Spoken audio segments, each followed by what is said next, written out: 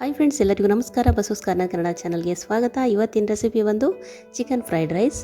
ನಾನು ಇದನ್ನು ರೆಸ್ಟೋರೆಂಟ್ ಸ್ಟೈಲ್ನಲ್ಲೇ ಮಾಡಿ ತೋರಿಸ್ತಾ ಇದ್ದೀನಿ. ತುಂಬ ಸಿಂಪಲ್ಲಾಗಿ ಯಾರು ಬೇಕಾದರೂ ಟ್ರೈ ಮಾಡ್ಬೋದು. ತುಂಬ ಈಸಿ ಮೆಥಡ್ನಲ್ಲಿ ಮಾಡಿ ತೋರಿಸಿದ್ದೀನಿ. ಸೊ ಹಾಗಾಗಿ ವಿಡಿಯೋನ ಕೊನೆವರೆಗೂ ನೋಡಿ, ಎಲ್ಲರೂ ಒಂದ್ಸಲ ಟ್ರೈ ಮಾಡಿ ಅಂತ ಹೇಳಕ್ಕೆ ಬಯಸ್ತೀನಿ. ಹಾಗಿದ್ರೆ ಬನ್ನಿ ರೆಸಿಪಿ ಮಾಡೋ ವಿಧಾನ ನೋಡ್ಕೊಳ್ಳೋಣ. ಫ್ರೆಂಡ್ಸ್, ಅದಕ್ಕಿಂತ ಮುಂಚೆ ಇನ್ನೂ ಯಾರೆಲ್ಲ ನನ್ನ ಚಾನಲ್ಗೆ ಸಬ್ಸ್ಕ್ರೈಬ್ ಆಗಿಲ್ಲ, ಈಗಲೇ ಚಾನಲ್ನ ಸಬ್ಸ್ಕ್ರೈಬ್ ಮಾಡ್ಕೊಳ್ಳಿ. ಇದೇ ಥರದ ಬೆಸ್ಟ್ ರೆಸಿಪೀಸ್ನ ಶೇರ್ ಮಾಡ್ತಾ ಇರ್ತೀನಿ. ಹಾಗೆಯೇ ಪಕ್ಕದಲ್ಲಿ ಕಾಣಿಸ್ತಾ ಇರೋಂಥ ಬೆಲ್ ಐಕನ್ನ ಪ್ರೆಸ್ ಮಾಡಿದರೆ ನಾನು ಹಾಕೋ ಹೊಸ ವಿಡಿಯೋ ನೋಟಿಫಿಕೇಷನ್ ನಿಮಗೆ ಬರ್ತದೆ. ಫಸ್ಟಿಗೆ ನಾನಿಲ್ಲಿ ರೈಸ್ ಮಾಡ್ಕೊಳ್ಳೋದಕ್ಕೆ ನೀರನ್ನು ಬಿಸಿಗೆ ಇಟ್ಕೊಂಡಿದ್ದೀನಿ. ಅದಕ್ಕೆ ಸ್ವಲ್ಪ ಉಪ್ಪು ಮತ್ತು 1 ಟೇಬಲ್ ಚಮಚದಷ್ಟು ಎಣ್ಣೆ ಹಾಕ್ಕೊಂಡಿದ್ದೀನಿ. ನೀರು ಚೆನ್ನಾಗಿ ಕುದೀತಾ ಇದೆ. ನೆನೆಸಿರೋಂಥ ಅಕ್ಕಿನ ಇದಕ್ಕೆ ಸೇರಿಸ್ಕೊಳ್ತಾ ಇದ್ದೀನಿ. ಇವಾಗ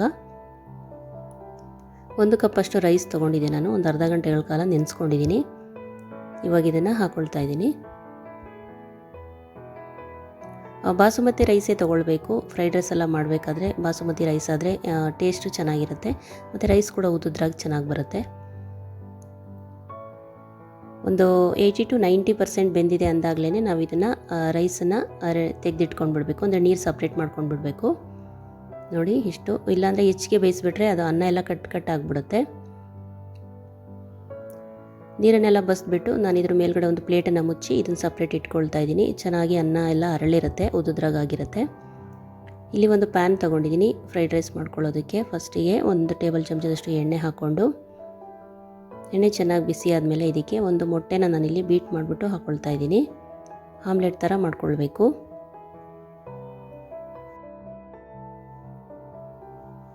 ಆಮ್ಲೆಟ್ ಥರನಾದರೂ ಮಾಡ್ಕೊಳ್ಬೋದು ಅಥವಾ ಎಗ್ ಬುರ್ಜಿ ಥರನಾದರೂ ಮಾಡ್ಕೊಳ್ಬೋದು. ಇದನ್ನು ಕೊನೆಯಲ್ಲಿ ನಾನು ಫ್ರೈಡ್ ರೈಸಿಗೆ ಮಿಕ್ಸ್ ಮಾಡ್ಕೊಳ್ತೀನಿ. ಸೊ ಫಸ್ಟ್ ಮಾಡ್ಕೊಂಡ್ಬಿಟ್ಟು ಇಟ್ಕೊಳ್ತಾ ಇದ್ದೀನಿ ಇದನ್ನು. ಇವಾಗ ಈ ಥರ ಪೀಸಾಗಿ ಮಾಡ್ಕೊಳ್ಬೇಕು. ಚಿಕ್ಕದಾಗಿ ಚೂರಾಗಿ ಥರ ಮಾಡಿಕೊಂಡು ತೆಗೆದಿಟ್ಕೊಳ್ತಾ ಇದ್ದೀನಿ.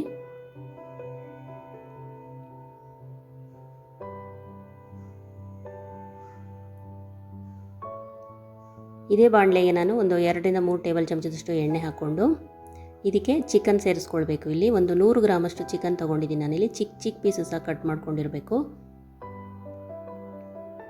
ಮತ್ತು ಬೋನ್ಲೆಸ್ ಚಿಕನ್ ತೊಗೊಳ್ಬೇಕು.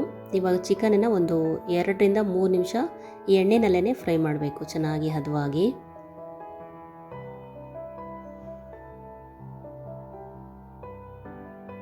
ನೋಡಿ 3 ರಿಂದ 4 ನಿಮಿಷ ನಾನು ಫ್ರೈ ಮಾಡ್ಕೊಂಡಿದ್ದೀನಿ ಆಲ್ಮೋಸ್ಟ್ ಇದನ್ನು.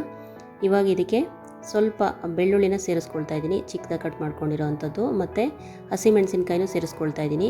ಹಸಿಮೆಣಸಿನ್ಕಾಯಿ ಅಂದರೆ ನಾನಿಲ್ಲಿ ಹಣ್ಣಾಗಿರೋದನ್ನು ಸೇರಿಸ್ಕೊಂಡಿದ್ದೀನಿ, ಅಂದರೆ ಕಲರ್ಫುಲ್ಲಾಗಿ ಕಾಣಿಸುತ್ತೆ ಅನ್ನೋದಕ್ಕೋಸ್ಕರ. ಮತ್ತು ಈರುಳ್ಳಿ ಹಾಕ್ಕೊಂಡಿದ್ದೀನಿ ಸ್ವಲ್ಪ. ಇಲ್ಲಿ ಬೇಕಿದ್ರೆ ನೀವು ತರಕಾರಿ ಸೇರಿಸ್ಕೊಳ್ಬೋದು. ಕ್ಯಾರೆಟ್, ಬೀನ್ಸ್, ಕ್ಯಾಪ್ಸಿಕಮ್ ಮತ್ತು ಎಲೆಕೋಸು ಎಲ್ಲ ಸ್ವಲ್ಪ ಹಾಕ್ಕೊಳ್ಬೋದು. ಮತ್ತು ಇದಕ್ಕೆ ಸೋಯಾ ಸಾಸ್ನ ಆ್ಯಡ್ ಮಾಡೋಣ. 1 ಟೇಬಲ್ ಚಮಚದಷ್ಟು ಸೋಯಾ ಸಾಸ್ನ ಹಾಕ್ಕೊಂಡಿದ್ದೀನಿ. ಮತ್ತು ಸಾಸ್ ಹಾಕಿದಾಗ ಐ ಫ್ಲೇಮ್ಗೆ ಇಟ್ಕೊಂಡು ಫ್ರೈ ಮಾಡಬೇಕು.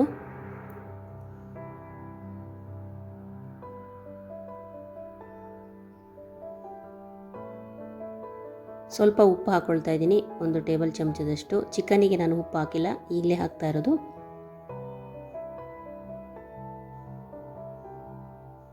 ಮತ್ತು ಟೊಮೆಟೊ ಸಾಸನ್ನು ಸೇರಿಸ್ಕೊಳ್ತಾ ಇದ್ದೀನಿ.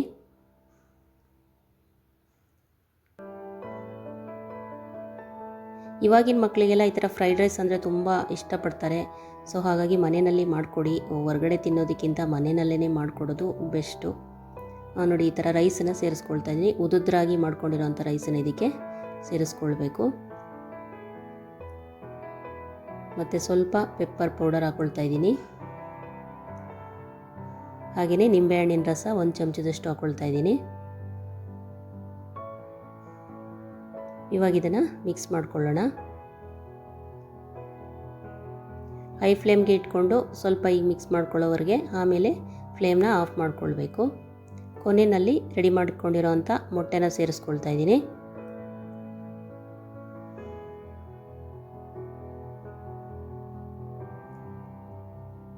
ನೋಡಿ ಬಿಸಿಯಾದ ರೆಸ್ಟೋರೆಂಟ್ ಸ್ಟೈಲ್ನಲ್ಲೇ ಚಿಕನ್ ಫ್ರೈಡ್ ರೈಸ್ ರೆಡಿ ಆಯಿತು. ಫ್ರೆಂಡ್ಸ್, ಎಲ್ಲರೂ ಒಂದ್ಸಲ ಟ್ರೈ ಮಾಡಿ ಹೇಗೆ ಬಂತು ಅಂತ ಕಮೆಂಟ್ ಮೂಲಕ ತಿಳಿಸಿ. ಓಕೆ ಫ್ರೆಂಡ್ಸ್, ನಾನು ಹಾಕೋ ರೆಸಿಪೀಸ್ ನಿಮಗೆ ಇಷ್ಟ ಆಗ್ತಾಯಿದ್ರೆ ದಯವಿಟ್ಟು ನಮ್ಮ ಚಾನಲ್ನ ಸಬ್ಸ್ಕ್ರೈಬ್ ಮಾಡ್ಕೊಳ್ಳಿ. ಹಾಗೆಯೇ ರೆಸಿಪಿ ಇಷ್ಟ ಆಗಿದರೆ ನಿಮ್ಮ ಫ್ಯಾಮಿಲಿ ಆ್ಯಂಡ್ ಫ್ರೆಂಡ್ಸ್ ಜೊತೆಗೆ ಶೇರ್ ಮಾಡಿ, ಲೈಕ್ ಮಾಡಿ, ಸಪೋರ್ಟ್ ಮಾಡಿ. ಮುಂದಿನ ರೆಸಿಪೀಸ್ನೊಂದಿಗೆ ಮತ್ತೆ ಸಿಗ್ತೀನಿ. Keep watching. Thank you.